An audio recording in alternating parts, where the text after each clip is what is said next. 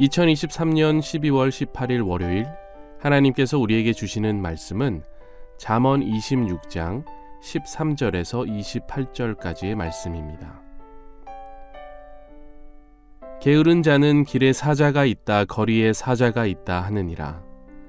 문짝이 돌저기를 따라서 도는 것 같이 게으른 자는 침상에서 도느니라. 게으른 자는 그 손을 그릇에 넣고도 입으로 올리기를 괴로워하느니라. 게으른 자는 사리에 맞게 대답하는 사람 7보다 자기를 지혜롭게 여기느니라. 길로 지나가다가 자기와 상관없는 다툼을 간섭하는 자는 개의 귀를 잡는 자와 같으니라. 횃불을 던지며 화살을 쏘아서 사람을 죽이는 미친 사람이 있나니 자기의 이웃을 속이고 말하기를 내가 희롱하였노라 하는 자도 그러하니라. 나무가 닿으면 불이 꺼지고 말쟁이가 없어지면 다툼이 쉬느니라. 숯불 위에 숯을 더하는 것과 타는 불에 나무를 더하는 것 같이 다툼을 좋아하는 자는 시비를 일으키느니라.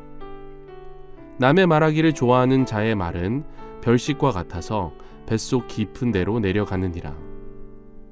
온유한 입술의 악한 마음은 낮은 은을 입힌 톡이니라. 원수는 입술로는 꾸미고 속으로는 속임을 품나니 그 말이 좋을지라도 믿지 말 것은 그 마음에 7가지 가증한 것이 있음이니라. 속임으로 그 미움을 감출지라도 그의 악이 회중 앞에 드러나리라. 함정을 파는 자는 그것에 빠질 것이요 돌을 굴리는 자는 도리어 그것에 치이리라. 거짓말하는 자는 자기가 해한 자를 미워하고 아첨하는 입은 패망을 일으키느니라. 오늘 같은 잠언 본문을 읽다가 보면 어느새 누군가를 정죄하거나 판단하고 있는 제 자신을 발견하게 되는 것 같습니다. 이런 본문의 특징인 것 같아요. 보면은 정말 다양한 악당들이 등장하지 않습니까? 몇 가지만 나열해 보면은 게으른 자, 다툼을 간섭하는 자, 남의 말하기를 좋아하는 자, 함정을 파는 자 등 정말 생각만 해도 열받게 하는 사람들이 등장하는 겁니다. 이런 카테고리들을 크게 2가지로 나누어서 다시 요약을 해보면 게으름뱅이와 다툼이라고 할 수 있겠습니다. 그리고 우리 인생에 등장하는 이 게으름뱅이들과 다툼을 조장하는 이 다투미들이 생각보다 많다는 거죠. 그래서 내 인생에서 그런 역할을 하고 있거나 했던 사람들이 이런 말씀을 보면 생각날 수 있습니다. 스트레스 지수가 올라가고요. 정죄의 손가락이 나도 모르게 마음속에서 누군가를 가리키고 있는 거죠. 그럴 때 우리가 기억해야 하는 말씀이 있다고 생각합니다. 바로 마태복음 7장 1절에서 5절까지의 말씀인데, 저는 우리가 말씀을 보다가 또는 일상을 살아가다가 누군가를 정죄하고 싶은 순간이 찾아오면 늘 이 말씀을 기억해야 한다고 생각합니다. 제가 한번 읽어볼게요. 비판을 받지 아니하려거든 비판하지 말라. 너희가 비판하는 그 비판으로 너희가 비판을 받을 것이요 너희가 헤아리는 그 헤아림으로 너희가 헤아림을 받을 것이니라. 어찌하여 형제의 눈 속에 있는 티는 보고 내 눈 속에 있는 들보는 깨닫지 못하느냐. 보라, 내 눈 속에 들보가 있는데 어찌하여 형제에게 말하기를 나로 내 눈 속에 있는 티를 빼게 하라 하겠느냐. 외식하는 자여, 먼저 내 눈 속에서 들보를 빼어라.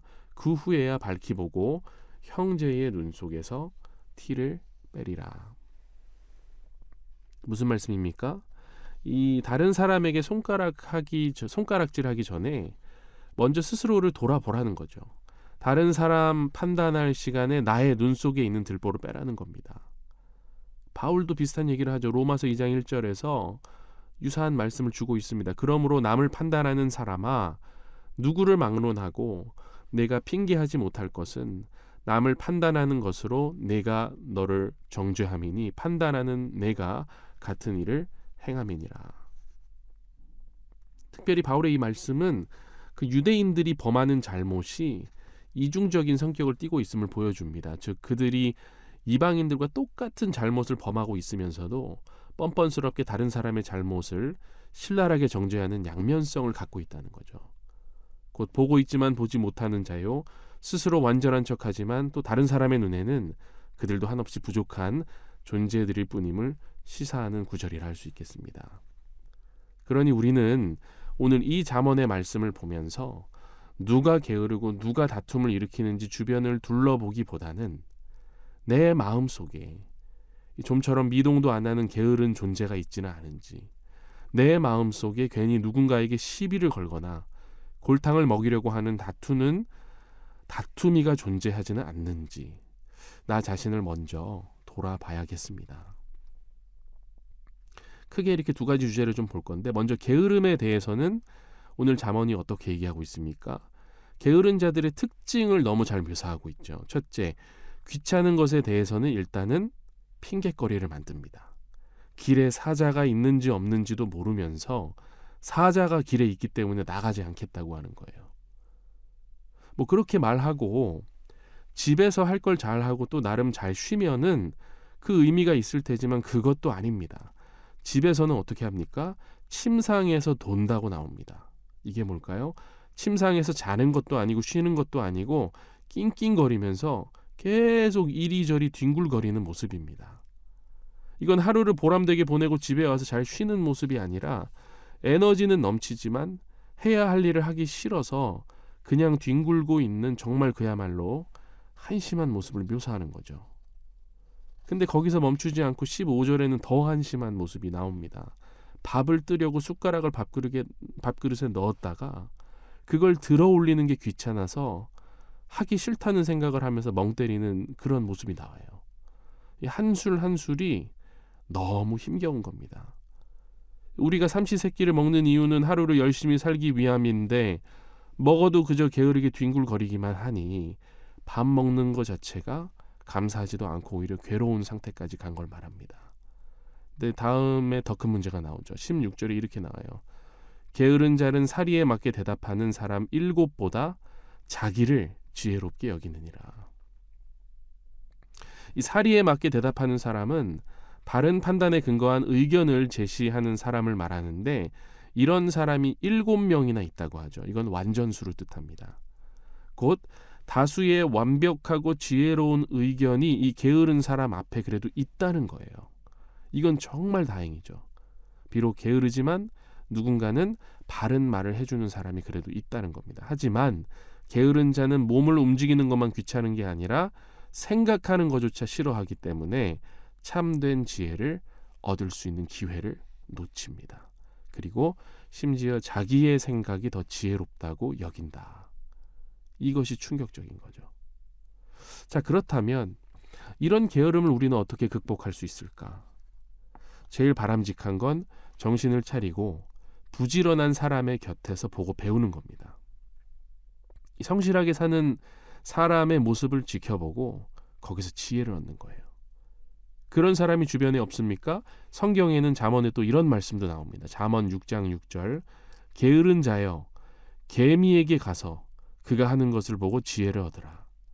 그러니까 주변에 본받을 사람이 없으면 바닥에 기어다니는 개미라도 가서 보고 배우라는, 사실 굉장히 뼈를 때리는 말이라고 할 수 있겠습니다. 이게 잠언의 묘미라고 해야 할까요? 누군가의 게으름을 내가 지적하기 전에 우리 안에 있는 게으름뱅이를 나무라고 끊어내는 것. 늘 이 작업을 먼저 해야겠다는 다짐을 하게 되는 아침입니다.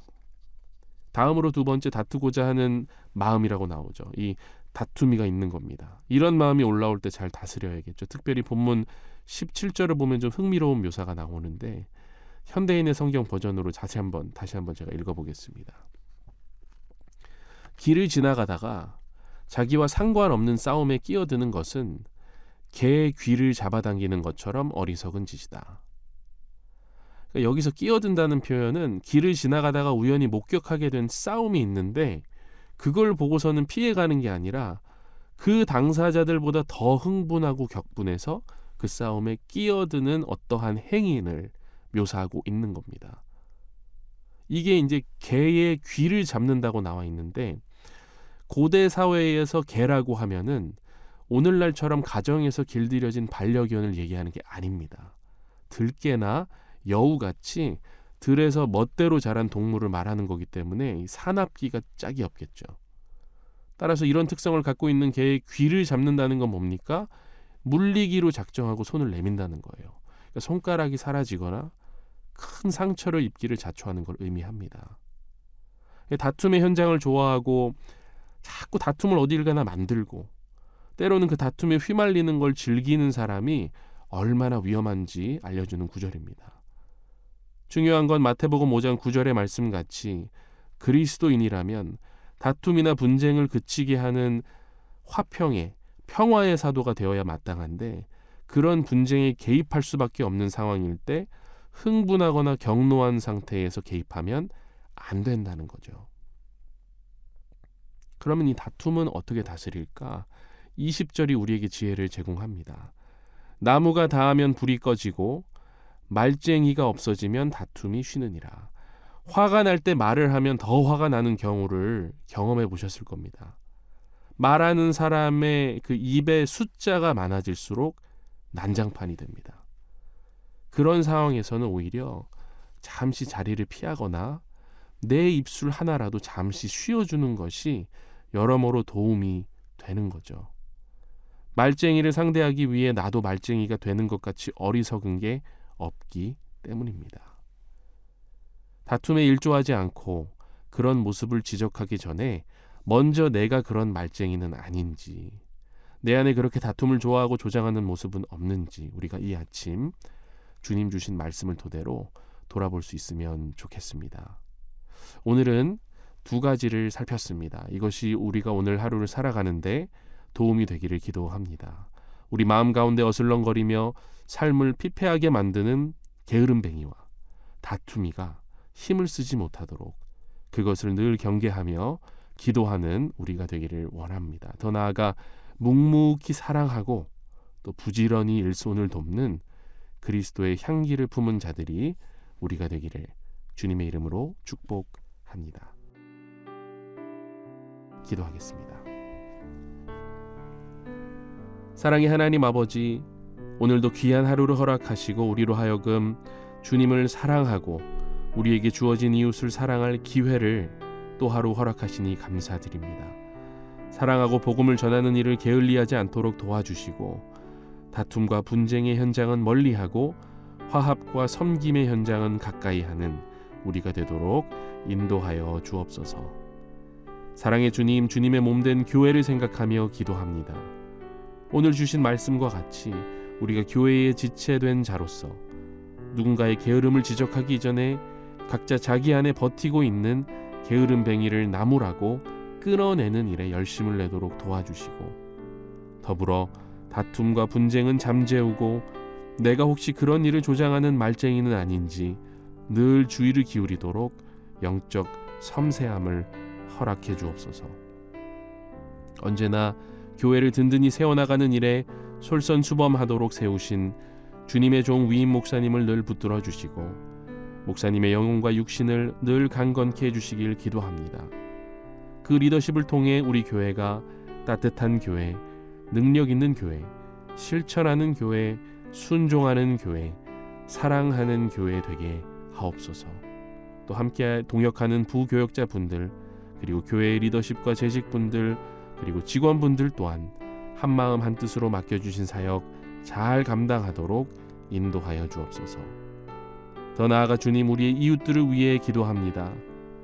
따뜻한 이웃으로 다가가는 것도 중요하지만 복음을 품은 제자로 다가가는 것을 잊지 않도록 도와주옵소서. 특별히 전쟁과 기근 가운데 고통받고 있는 자들을 위한 우리의 탄식어린 기도가 끊이지 않게 하시고 북녘 땅에 있는 우리의 형제 자매들이 이 추운 계절을 따스한 성령님의 붙드심으로 잘 견뎌낼 수 있도록 주여 역사하여 주옵소서. 더불어 오늘도 세계 곳곳에서 복음 사역을 감당하고 있는 선교사님들에게 일용할 양식과 신령한 복을 허락해 주시고 수고하며 전하는 복음을 통해 많은 백성이 주님께 돌아오는 은혜 넘치는 사역들 되게 하옵소서. 감사드리며 이 모든 것 우리 주 예수 그리스도의 이름으로 간절히 기도합니다. 아멘.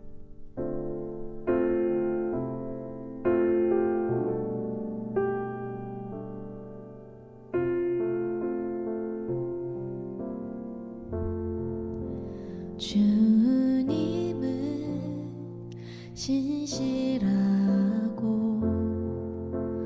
항상 거기 계시네. 주 사랑을 뭐라 할까.